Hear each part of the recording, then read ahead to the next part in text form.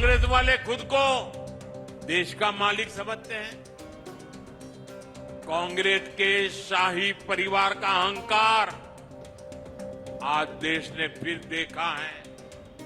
द्रौपदी मुर्मू जी उड़ीसा के जंगलों में आदिवासी परिवार से निकल करके यहां पहुंची है। मातृभाषा न होने के बावजूद भी उन्होंने बेहतरीन तरीके से आज संसद को प्रेरित किया, भाषण दिया। लेकिन कांग्रेस का शाही परिवार उनके अपमान पर उतर आया है। शाही परिवार के एक सदस्य ने कहा कि आदिवासी बेटी ने बोरिंग भाषण दिया।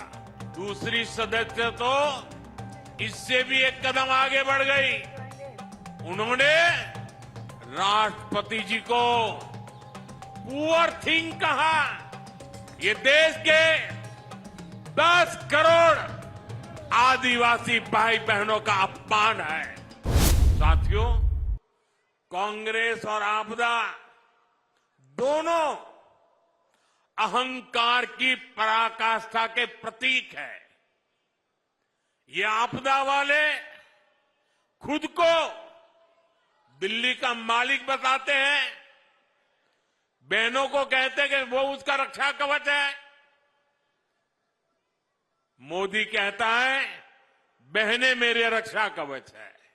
ये फर्क है। और जैसे खुद को दिल्ली का मालिक कहते हैं, एक कांग्रेस वाले खुद को देश का मालिक समझते हैं। कांग्रेस के शाही परिवार का अहंकार आज देश ने फिर देखा है।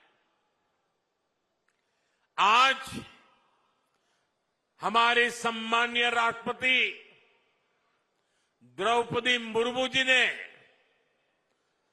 संसद को संबोधित किया। उन्होंने देशवासियों की उपलब्धियों के बारे में बताया, विकसित भारत के विजन के बारे में बताया। और हम समझे द्रौपदी मुर्मू जी उड़ीसा के जंगलों में आदिवासी परिवार से निकल करके यहां पहुंची है। उनकी मातृभाषा हिंदी नहीं है, वो उड़िया भाषा में पली बड़ी है। मातृभाषा न होने के बावजूद भी उन्होंने बेहतरीन तरीके से आज संसद को प्रेरित किया, भाषण दिया। लेकिन कांग्रेस का शाही परिवार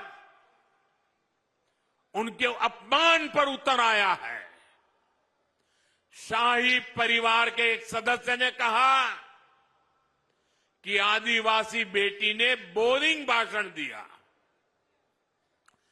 दूसरी सदस्य तो इससे भी एक कदम आगे बढ़ गई। उन्होंने राष्ट्रपति जी को पुअर थिंग कहा, गरीब कहा और चीज कहा, थकी हुई कहा। एक आदिवासी बेटी का बोलना इनको बोरिंग लगता है। ये देश के 10 करोड़ आदिवासी भाई बहनों का अपमान है। ये देश के हर गरीब का अपमान है। जो जमीन से ऊपर उठकर आते हैं, उनको कांग्रेस का शाही परिवार बिल्कुल पसंद नहीं करता।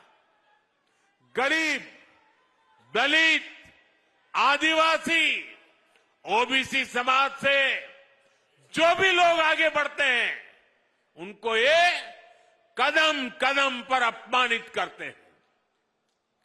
आर्थिक प्रगति, किसानों की समृद्धि, मेट्रो, रोड, एयरपोर्ट, स्टार्टअप, खिलाड़ियों की प्रशंसा, ये आज उनके भाषण में वर्णन हो रहा था।